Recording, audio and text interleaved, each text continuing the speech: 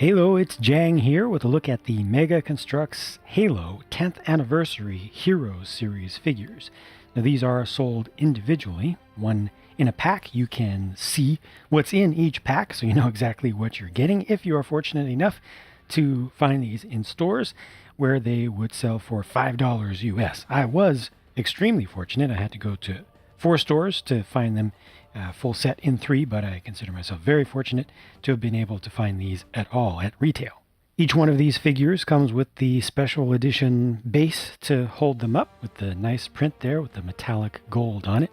Rather shiny, but not too much so. And each one also has a almost champagne gold colored accessory of some sort. I'll go ahead and take these in random order, starting with the rookie since I picked that up.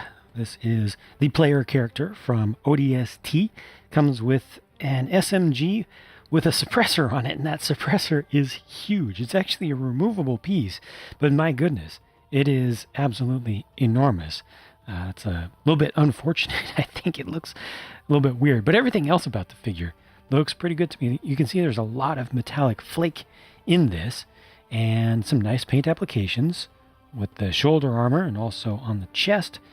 The main vest or body armor there in the center with the UNSC logo and emblem also just in the finest detail. I don't think I've ever seen them do something with such fine detailing as that UNSC lettering right there in the middle.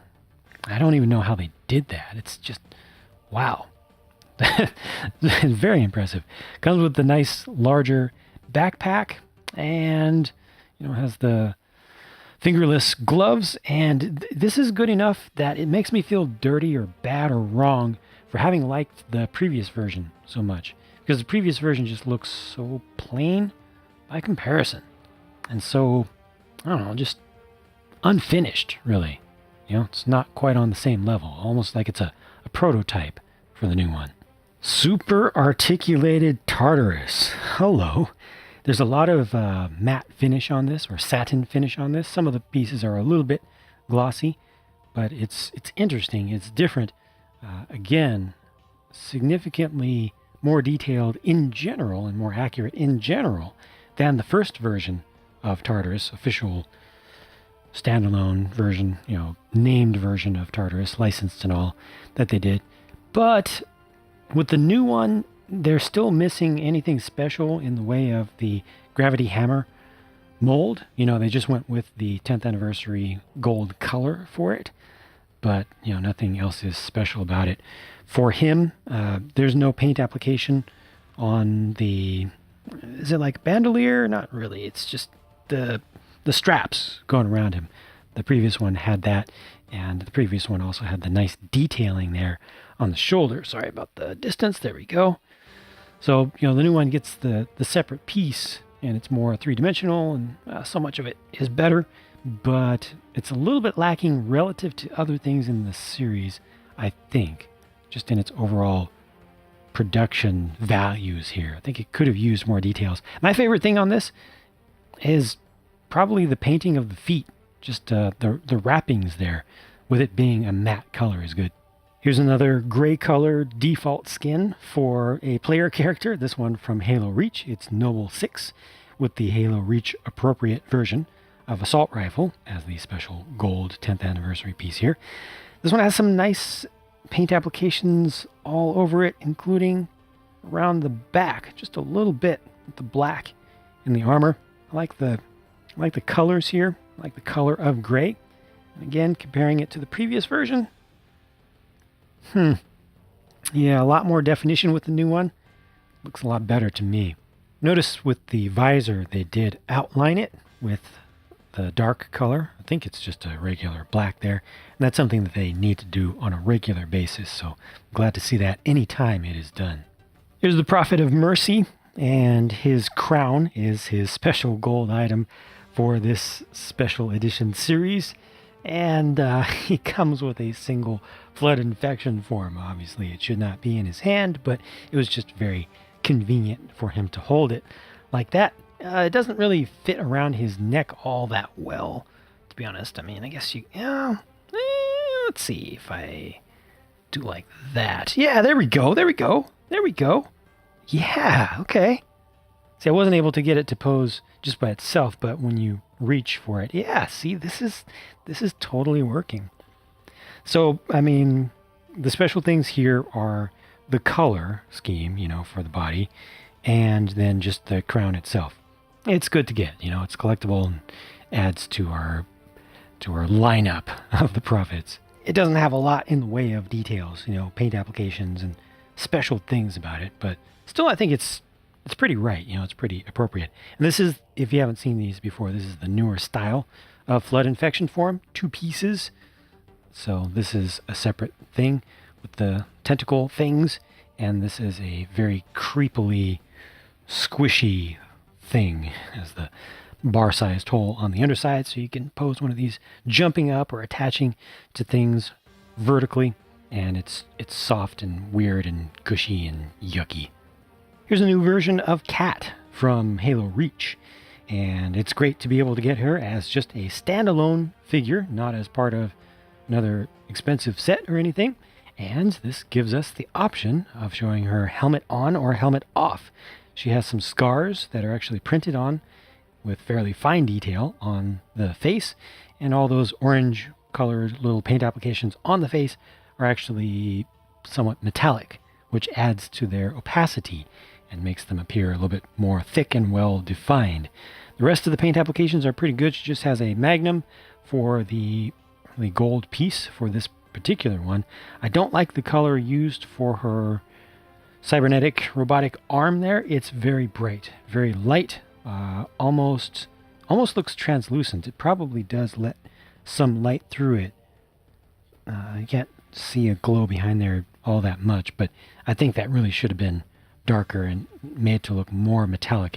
It's almost a pearly color. It just doesn't have enough of the metallic flake in it, and I think it should have been darker as a base resin to use for that. Let me go ahead and put the helmet on for you. There we go. And this allows us to take a look at the new one versus the old one. I think the new color is a little bit better for the main armor color, but notice that the old one had a darker colored cybernetic arm, which was just better. I think it could have been even darker than that, to be honest. You could have gone for one of their darkest silvers. Gunmetal gray certainly would have been too dark, but yeah, some things I like about this one a little bit better. I think that the paint applications were actually a little bit better, and you do have the white stripe going across the top, which this one, interestingly, does not have at all. And I think the paint applications around the helmet are a little bit better on the newer one. Better on the older one. Just a little bit more crisp, except for the white part, but that's just streaked, so actually, no. Yeah, definitely some things about the older one I liked better in this particular case. But being able to get this as a standalone figure makes it very valuable when you're actually able to find these things. And this does have paint applications around the back, which the old one did not whatsoever. And this new one also comes with the head, the unhelmeted head. Those are all good things. Little Yap Yap the Destroyer is from Halo Wars 2, and he's done much differently from grunts that we've gotten up to this point. First of all, the breather, the mask there, is actually a separate piece that's attached to the front of the face. Secondly, the armor with the tank back there, carapace, I guess you could call it, that's multiple pieces put together. You can see that the silver is actually an insert in there. So they can do this without painting it now.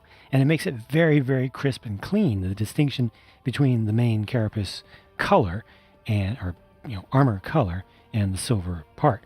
So that's definitely a boost in quality. It has that really good printing on the front of the armor, or the underside of the armor there. Look at that. Again, very, very fine quality, very, very fine printing. That's pretty good stuff. I also like the choice of skin tone for this one. It's just a little bit reddish on the brown. And for his 10th anniversary gold elements, he gets the crown there and also the needler, just in plain colors. So a pretty special grunt, to be sure. Let me take a couple things off for you. So you can actually see his face there. The mold for the head is really good. But, I mean, you can see the nostrils, you can see the teeth, and you can see the eyes. But I think there's a miss here. I think there's a definite miss. The eyes should have gotten some paint applications. You know, just a little dot for each. Something to make them more distinct. I'm fine with the teeth not being defined with color because the breather is over them, is over the mouth most of the time.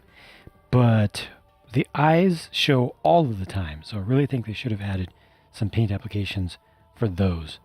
But the breather just attaches around the cheekbones, basically, and there's a mini peg hole on the top. Master Chief, I am not saving for the end, even though he is super, super special. This is the CE version of him with Mark V armor, and it's done pretty proper. At least the body armor is. And the shoulders, and the legs too. But the head, though, the helmet, in my opinion, it's just too flat and wide. Needed to be domed up a bit more in the center. Just to me, that's how I perceive it. I mean, like that, now that's looking pretty right. But when I look at it directly from the front, where you can really see the profile, the profile's there. I guess that's not so bad when you look at it from the side. But from straight on, the silhouette is not right. It looks too much like a Fred helmet. It's too flat on the top for Chief. Let me know what you think about that. The rest is so good, but the helmet is not right, in my opinion. Dang it. Yeah, I just can't be completely satisfied with that. Also, the color, I love this color, but I don't think it's ideal for a CE. I think it should have been lighter and it should have had some blue in it. This is yellowish of green. You know, it's kind of in that olive range. I love it. I love the color, but for a CE, for the nostalgia hit, you want it to be more of a bluish color. You know, shift all of that towards cyan. For his gold piece, he gets the very skinny shotgun and doesn't have a whole lot in the way of paint applications, just what's needed around the back of the helmet, top, visor. Visor doesn't have any outline. I'm actually okay with that. The way that it's printed up might have looked too heavy, especially with how wide that visor looks. See, that's another thing that feels off to me. The visor looks too wide as viewed from the front. From many angles, this actually looks pretty good, but I don't think the head mold is quite right. The body, though, is great. Now, this is the one I've been most looking forward to checking out up really close and talking about. This is my first time seeing it up this close because I'm looking at it and seeing what the camera is seeing, which is better than what the plain eye will normally see.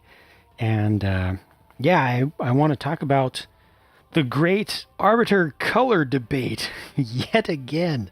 One of the craziest, most hard-fought debates in the Halo fanosphere.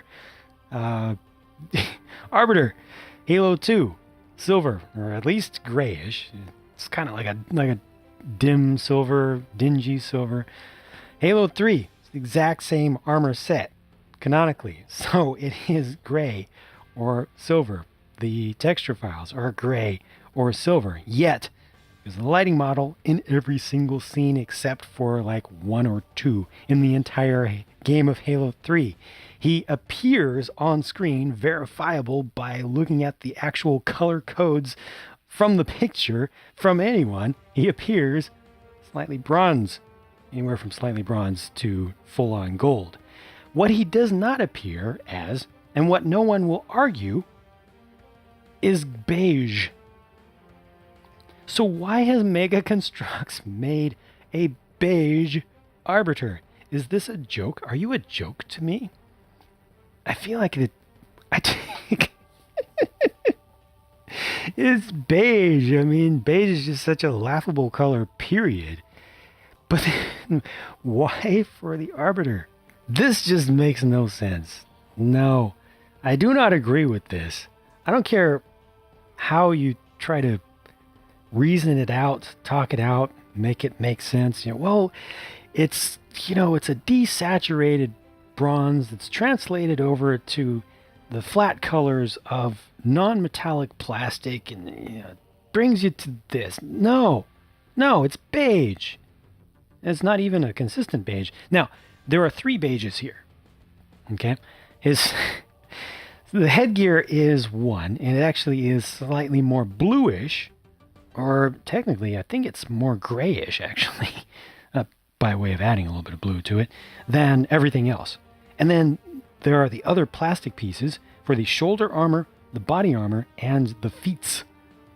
That's a different color, slightly more yellowish to my eyes. Might be slightly reddish, actually, but to my eyes, it's slightly more yellowish. And then there's the painted color used for the lower arms to show a little bit of armor there. And where else is that? Oh yeah, the leg armor, the upper leg armor pieces also are painted. But that paint is matched almost perfectly. You know, sometimes they've messed up on the paint match between paint and plastic, but there it's perfect. And the difference with the headgear is slight, but it's beige. I like the Under Armour color, and comes with the Halo, well, the 343 era energy sword, which is unfortunate, you know, but it is what it is. That's, you know, we live in a 343 era, so they're not giving us the old one. I don't know. They should have given us the old style again. I think it would have been worth it for something as special as a 10th anniversary edition beige Arbiter. Now, Cortana, 10th anniversary edition Cortana. This is, ignore what's above her for the moment.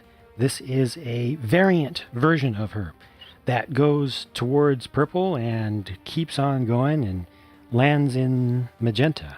You know, I'll just bring this up to let you see things a little bit more clearly. I would like to let a little bit more light through there, though, but I think this will help you to see things in general. Look at her accessories. She has the index in one hand. That's a beautiful piece. Oh, it's so beautiful. I mean, yeah, the transparent part shouldn't be there, ideally, but they're not going to make a piece that's that tiny. I really appreciate them giving us that print that at that size. I think it just looks really cool. Yeah. Should it have been printed the other way around, though, is my only question. In her other hand is her own data chip. Now, that is definitely oversized there, but that's cool to get. Paint applications on that. And she has the older style, you know, really simplified printing all across her body, which is actually looking pretty good. It's done pretty consistently. It's some of the best coverage that they've done for the print on her. And then she has the eyes that are a little bit spooky. They put blue in there. It actually looks brighter and bluer to me in person than it does on camera here with this particular set of lighting. But definitely a collectible figure. Like I said, a variant version. I don't think that this is... Gosh, look at just the paint application coverage around the back. The printing coverage. Let me take this thing out of the way so you can see that more clearly. That's really good. I think that she is too pink here. You know, the magenta color is too pinkish.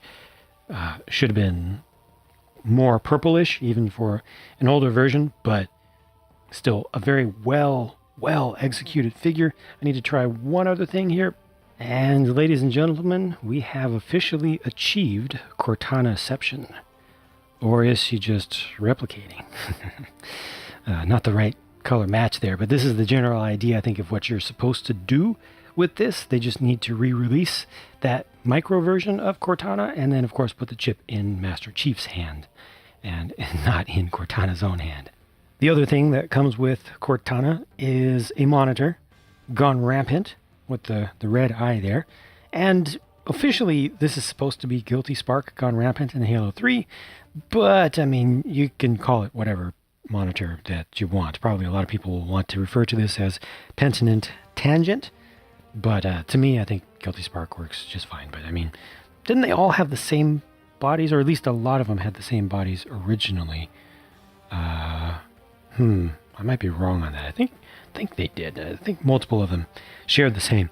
And also, there's one thing that, just going back a little bit, that makes the index make sense with that orientation. All this talk about Forerunner stuff, let's talk about the Didact, shall we? So this is the second Didact that we've gotten, but it is unique it will stand out from the first version. The coloring is slightly different. The previous one was, to my eyes, a little bit more purplish. The new one is relatively more greenish or cyanish with the color that's used for that kind of steel appearance. And the color used for the orange is a little bit different. It's brighter, more yellowish with the new one by far. And there's a lot more detailing in there. It's finer detailing, and there's more of it. You also get some paint applications along the sides that aren't there on the old one. And just generally, I think the new one is a better quality piece. The lines are much finer as well where they are printed on. However, I don't like the red color used around the body. That it's just very bright. I liked the darker, older color, but it's more than forgivable to me, especially given that everything else, at least in my opinion, is done better. I'm surprised by the subtlety of the difference in color, though. It's so close, and it's such a similar type of color with the bluish metal, kind of steel color.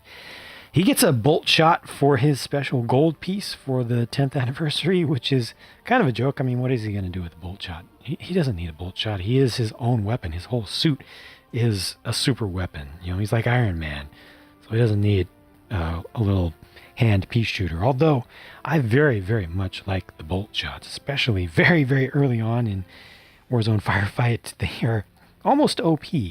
Regular firefight, they're pretty decent as well, but you do need to get fairly close. Look at all the paint applications around the back here too. Such fine detailing. Now, the old one did have paint apps on the back as well. A lot of them. Brighter, interestingly. See, around the back, I actually like the older one better because it has a little bit more of a day glow appearance with all the lines. The new one doesn't shine quite so much, but I turn it around the front. I actually like the new one better, even though it's missing that effect. Maybe they could have gotten a compromise between the two.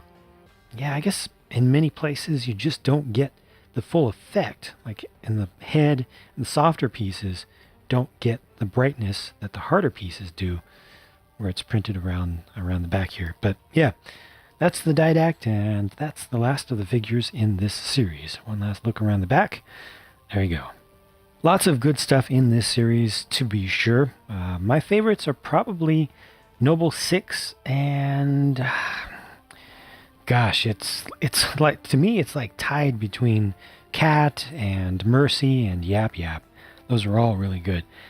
Unfortunately, well, I also like the accessories for Cortana. I don't like her color quite so much.